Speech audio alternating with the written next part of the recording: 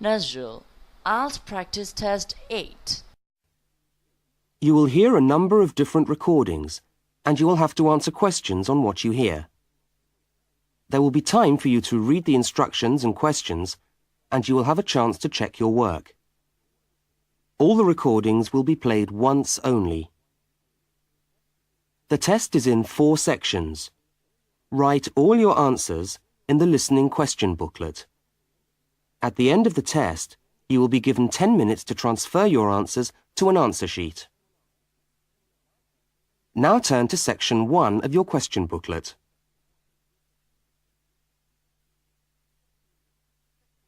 Section 1. In this section, you will hear 2 overseas students, Kate and Lukey, being interviewed by a university counsellor. First look at questions 1 to 5.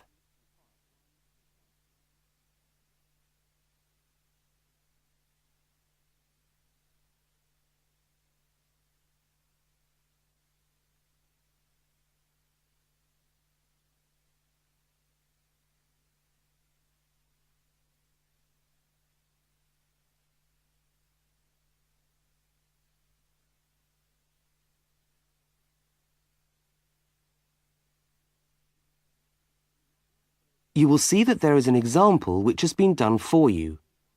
On this occasion only, the conversation relating to the example will be played first.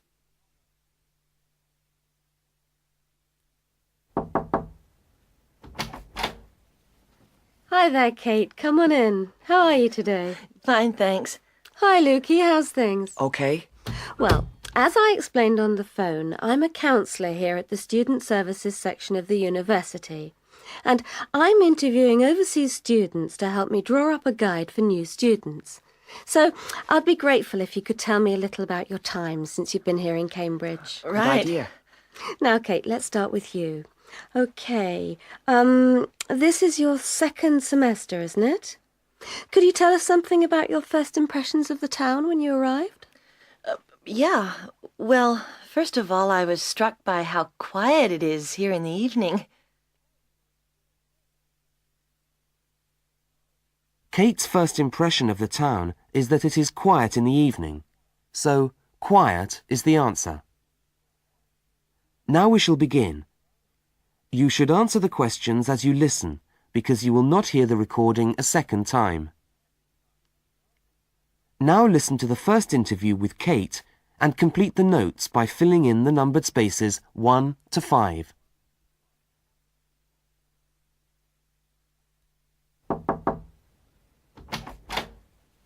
Hi there, Kate. Come on in. How are you today? Fine, thanks. Hi, Lukey. How's things? Okay. Well, as I explained on the phone, I'm a counsellor here at the Student Services section of the university. And I'm interviewing overseas students to help me draw up a guide for new students. So I'd be grateful if you could tell me a little about your time since you've been here in Cambridge. Good Right. idea. Now, Kate, let's start with you. Okay, this is your 2nd semester, isn't it? Could you tell us something about your first impressions of the town when you arrived? Yeah. Well, first of all, I was struck by how quiet it is here in the evening. Yeah, I suppose Cambridge is a quiet place. Where did you live when you first arrived? Well, I went straight into student accommodation. It was a kind of student hostel. Ah, right. So you didn't have to worry about doing your own cooking or anything like that? No, but sometimes I wished I had. The food at the hostel was awful. Oh, dear. But how were the other students? To be honest, I haven't managed to make many friends, even though the place is full. People seem to keep to themselves. They're not really very friendly. Oh, I'm sorry to hear that. Well, what about the actual course? You're studying, I'm doing a master's by coursework in environmental studies. Oh, right. And how are you finding that? Yeah, well, it's been pretty good, really. I've enjoyed the course, but I feel there hasn't been enough contact with the lecturers. They all seem to be incredibly busy. The only chance I've really had to talk to them was on the field trip. Well, that's no good. Could anything be done to improve the course, in your opinion? Well, I think it would be helpful to have meetings with lecturers on the course. Say once a fortnight, something like that. Regular meetings. Yes, that could certainly help. Now, Kate, we'll come back to you in a minute, but I'd just like to ask Lukey some questions. Before they continue the interview, look at questions 6 to 10.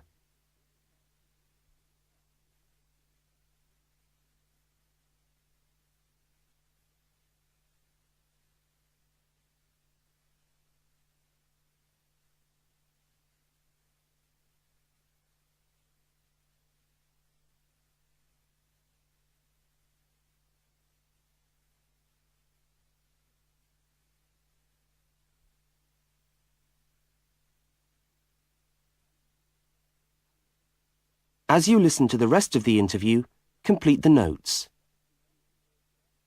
Lukey, where are you from? I am from Indonesia. And how did you find Cambridge when you first arrived? Well, I like it here. I think the city is very beautiful. What about your accommodation? Was that okay? Yes, okay. At first, I stayed with a family for 3 months. They were very kind to me, but they had 3 young children and I found it difficult to study. Right, I see. So after 3 months, I moved out, and now I live with 2 other students in a student house. It's much cheaper and we like it there. Good. And what about your studies? What are you studying? I'm doing a Bachelor of Computing. Computing, I see. Apart from the language difficulties, if you can separate them, how have you found the course? Okay, but... Yes, go on. Well, the main difficulty for me is getting time on the computers in the computer room. It's always busy and this makes it very hard to do my practical work. Yes, I'm sure it would.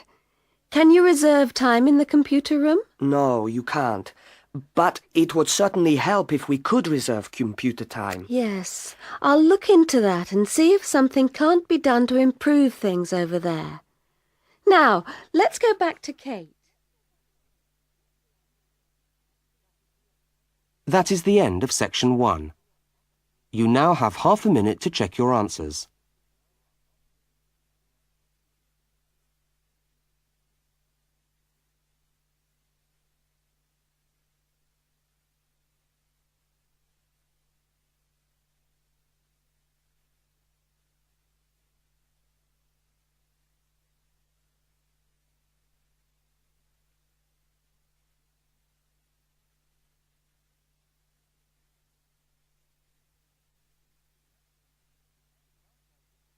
Now turn to section 2.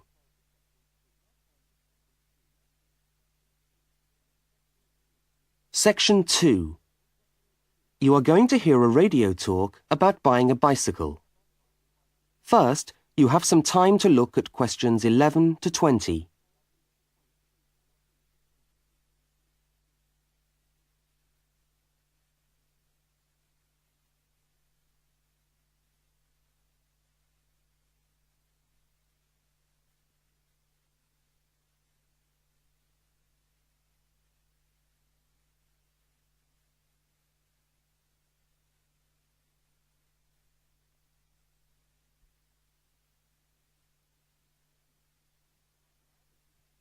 Now listen to the first part of the talk and complete the notes by filling in the numbered spaces 11 to 20. Well, last week we talked about buying camping equipment, and today I'd like to talk to you about buying a bicycle. A simple enough exercise, you might imagine, but there are lots of things to look out for to make sure you get the best deal for your money. Well, the range of bicycles is enormous. There are racing bikes, touring bikes, mountain bikes, or just plain ordinary bikes for riding round town. They vary enormously in 2 basic ways: price and quality. This means that the choice you make will probably be determined by the amount of money you want to pay, your own personal needs, what is actually available, or a compromise of all 3 things. However, in broad terms, you can spend anything from $50 to $2,000 on a bike. so you'll need to know what you're looking for. Single-speed cycles, that is bikes with no gears, are really only suited to short, casual rides. Their attraction is their simplicity and reliability. After years of neglect, they still manage to function, though not always too efficiently.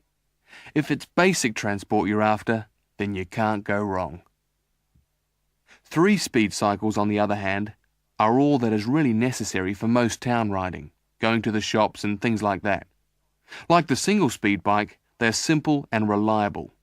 If you are going to be going up and down lots of hills, then you'll probably want something more efficient. 5 and 10-speed bicycles are best suited to riding over long distances or hilly terrain and to serious touring. So if it's serious touring you're interested in, get a 5 or 10-speed bike. However, it's worth remembering that the difference in price between a 5 and 10-speed cycle is usually very little, and so it's well worth paying that little bit extra to get the 10-speed one. So I would tend to recommend the 10-speed bike as the price is similar. However, you'll be getting better quality components. Now the next thing we need to look at is size. Buying a cycle is like buying clothes. First of all, you find the right size and then you try it on to see if it fits. Contrary to what you might imagine, the size of the cycle is not determined by the size of the wheels, except in children's cycles, but by the size of the frame. So you'll need to measure the length of your legs and arms to get a frame that is the right size for you. Well, that's all from Helpful Hints for today. That is the end of section 2. You now have half a minute to check your answers.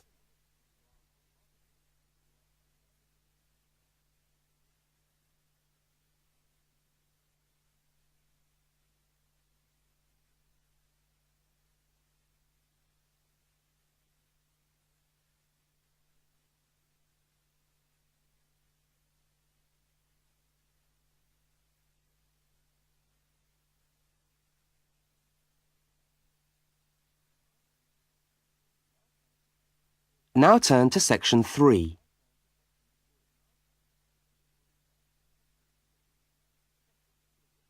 Section 3.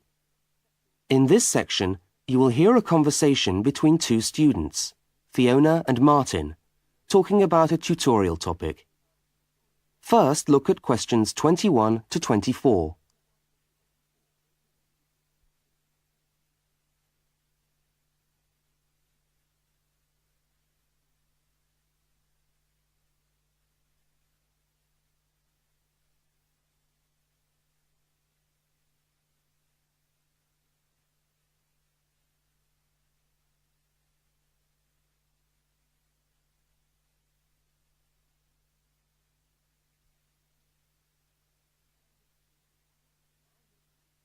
Now listen and answer questions 21 to 24.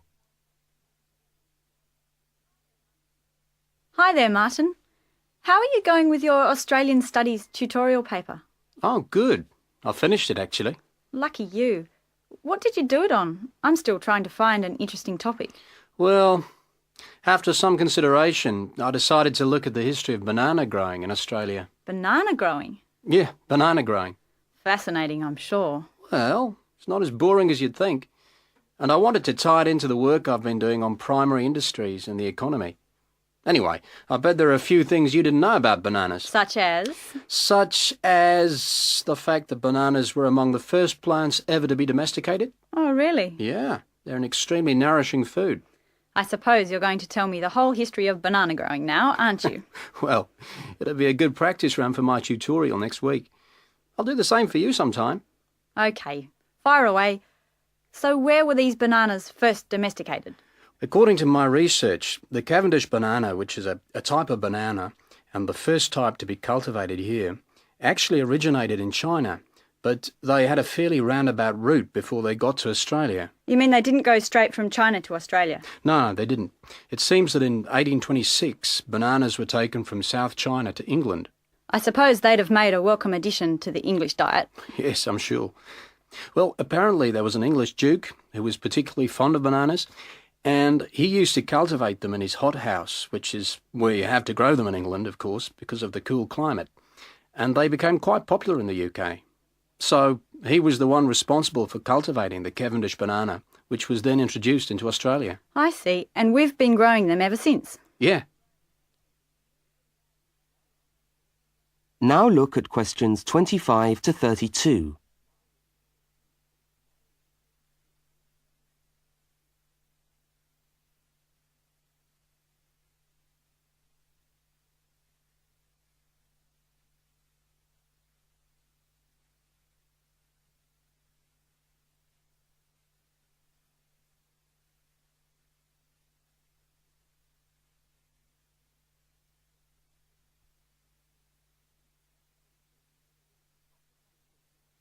As the conversation continues, complete Martin's notes. Are they hard to grow?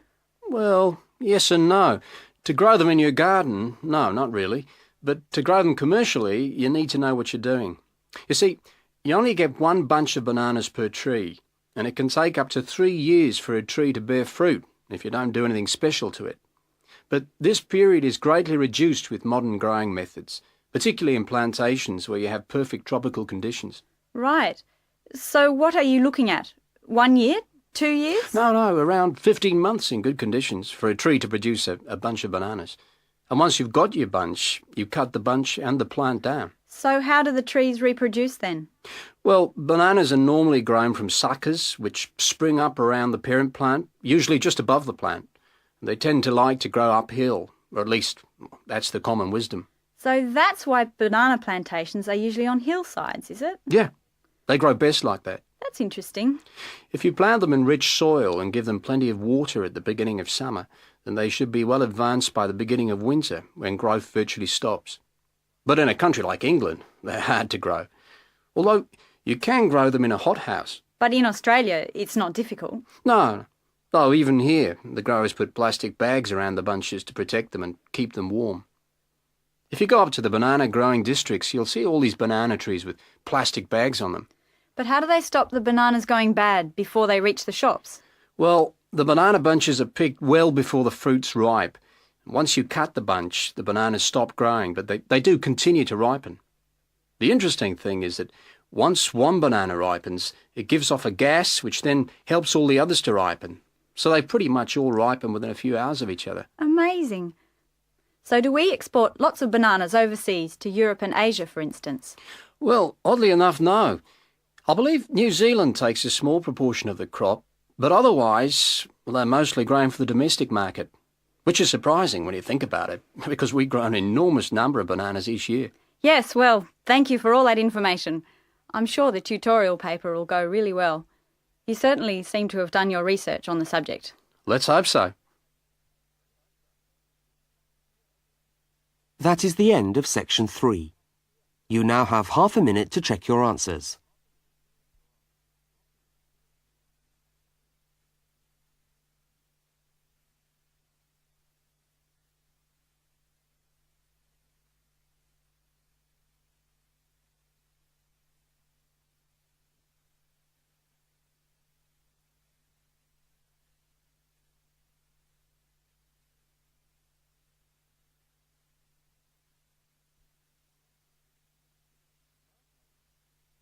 Now turn to section 4.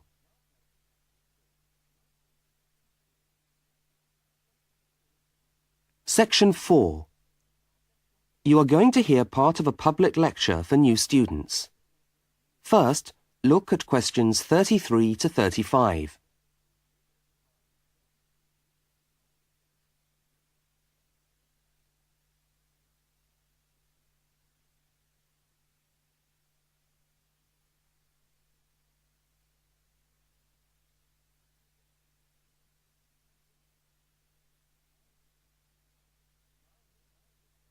Now listen and answer questions 33 to 35.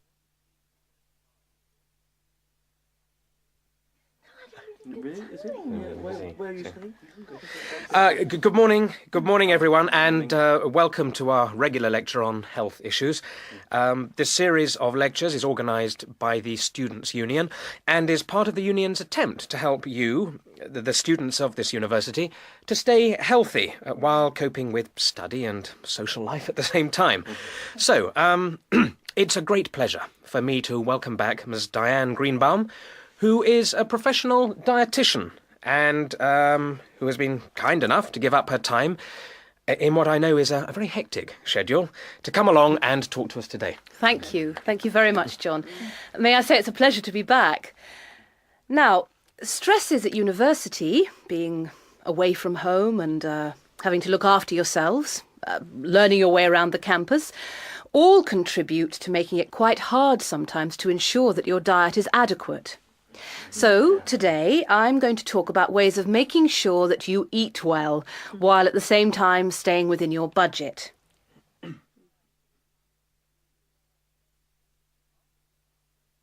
Now look at questions 36 to 41.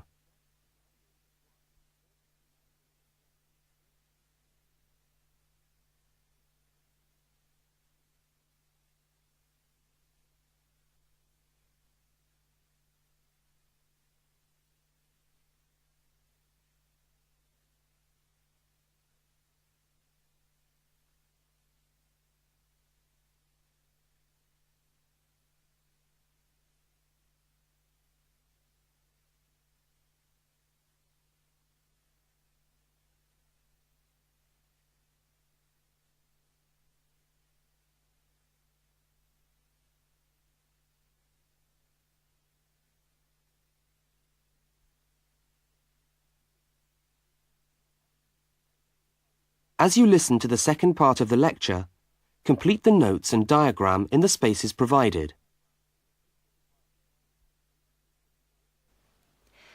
If you have a well-balanced diet, then you should be getting all the vitamins that you need for normal daily living.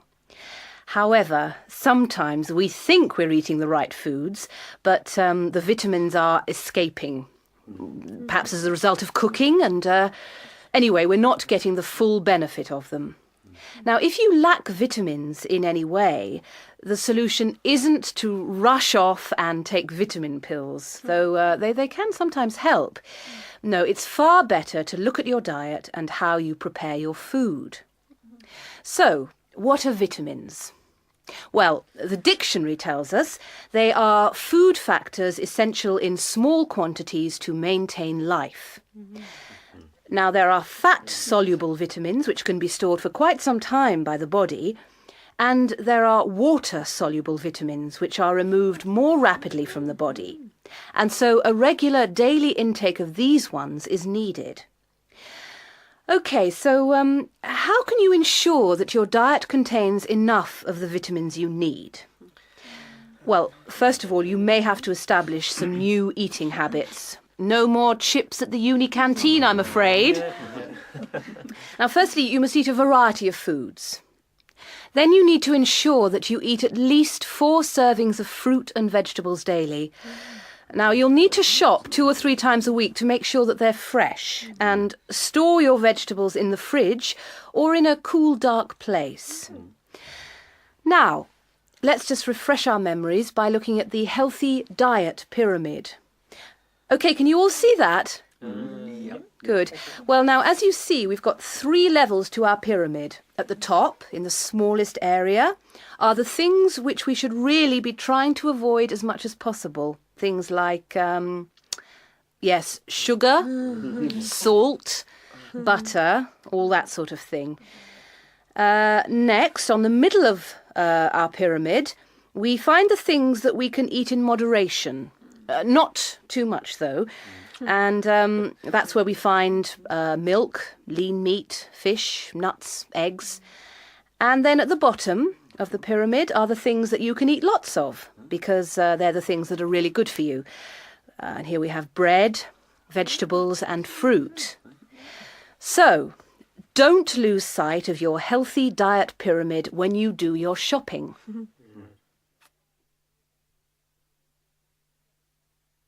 That is the end of section 4. You now have half a minute to check your answers.